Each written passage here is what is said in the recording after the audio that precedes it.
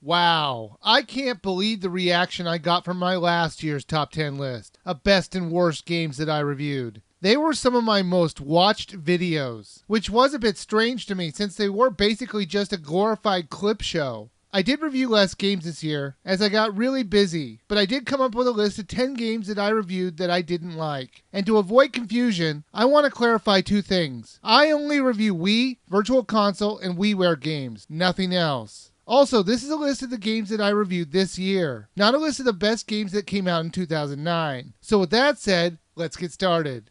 Number 10. Barbie and the Three Musketeers. While young kids might find interest in this game for about an hour, the gameplay itself was pretty boring, and all the levels kind of looked and played the same. The only problem I had with the story was following the plot, as it often didn't make any sense. The first level is you killing rats in a barn, which by the way is the most complicated and large barn I've ever seen. Somehow they stretch out this barn level to 3 levels. Then some stuff happens, and then you eventually get to the castle. You have to rescue the prince from a hot air balloon, which he is stuck upside down. And wait a minute, why is Corinne washing the windows? Did she want to become a maid or a musketeer? Number 9. Disney's Think Fast. This title took an interesting idea of making a Disney-themed trivia game, but unfortunately it made it as boring as possible. While the controls work perfectly, it really doesn't matter if the gameplay will put you to sleep. But the problem is that it's all done with so little flair or interest in the subject matter. There are little clips from the host Genie of Aladdin fame, but he's only there as the game's host, not the one who reads the questions to you. That seems like a mistake. If anyone could make the questions fun, it would be the Genie's character, but he's only there to introduce the rounds and give results, unfortunately. Number 8. Nancy Drew and the White Wolf of Icicle Creek. Why can't publishers just make a mystery game without relying on lame puzzles and tedious clicking on everything in the environment to get the story moving? That's the main problem with this Nancy Drew game, that the story only gets somewhat interesting towards the end, but until then you're having to slog through a bunch of unnecessary obstacles. You're my new maid. In fact, you're my new cook, too. Your cook? Well, that way, Ollie can stop pretending he can even read a recipe, let alone follow one. You'll have even more excuses to talk to the guests, and I won't have to pay anyone. The idea is that you're doing it for show, but then she gives you a huge list of chores to do. Like you're not busy enough. You're trying to save her lodge. She keeps forgetting you're not actually there to be her maid or her cook. And then if you don't do something on that huge list that she gives you, she complains about it. Oh, I'm so sorry, lady. Are my free services as your personal servant not up to your high expectations? Number 7. Animal Kingdom Wildlife Expedition. Who knew that a publisher could make a photography game so incredibly boring and tedious? Normally I love these type of games, but this one in particular was so badly done I couldn't stand playing it for too long. You have to look for a rustling in the trees or bushes, or dust clouds to signify an animal in that area. You'll have no idea what animal you're going to see until you get out of your car and take a look. How can you not see from your car that there's an elephant or a giraffe out there? They're huge! Number 6.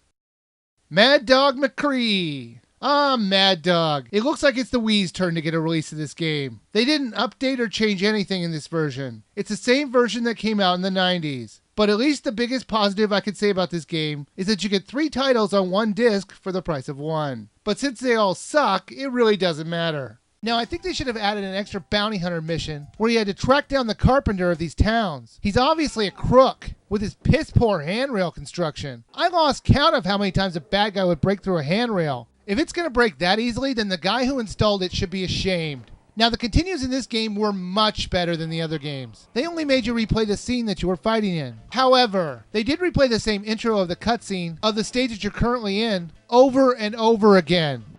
In Chinatown, if you end up stiff, it's not from too much starch. Imagine if every time I screwed up on doing these In Chinatown, if you end up stiff, it's not from too much starch. Imagine if every time I screwed up on these voiceovers, you'd have to hear the In Chinatown, if you end up stiff, it's not from too much starch. Number 5.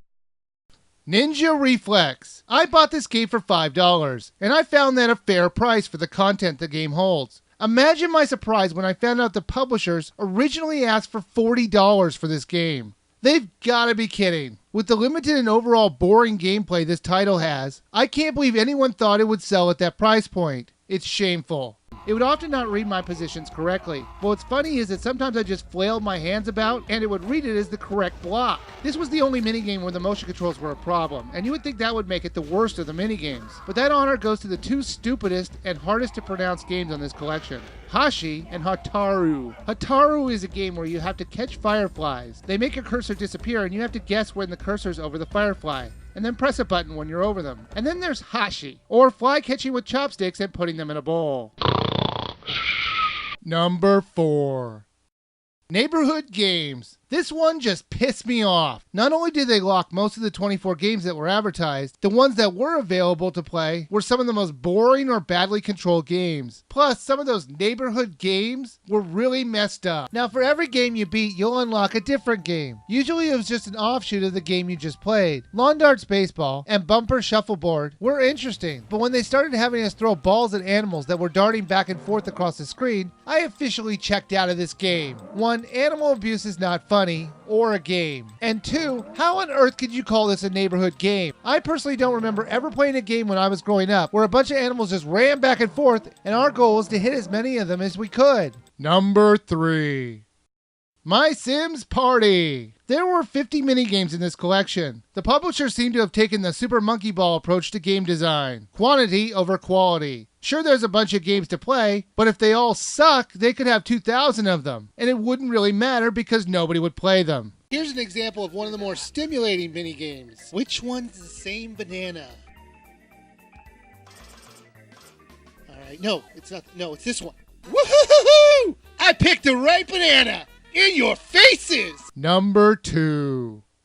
Pirates, the hunt for Blackbeard's booty! While the last game on this list had a staggering 50 boring minigames to play, this game went the opposite direction by only offering 5 games. Woo! Wouldn't you know though, they were either controlled poorly or the game itself was too dull to play more than once. I have saved the absolute worst for last. Squid Ball Sabotage, or Croquet. At the very least, the last 4 games were at least believable in a Pirates game. But croquet? It would have been better if they put bowling in the game, because then at least you could say they were using cannonballs. If you've never played croquet before, you have to hit a ball with a mallet in between a bunch of hoops. So of course the publishers had to pirate it up, so they had you hitting squids instead of balls. But of course in real life, if somebody actually did that, the squid would most likely explode. Number 1.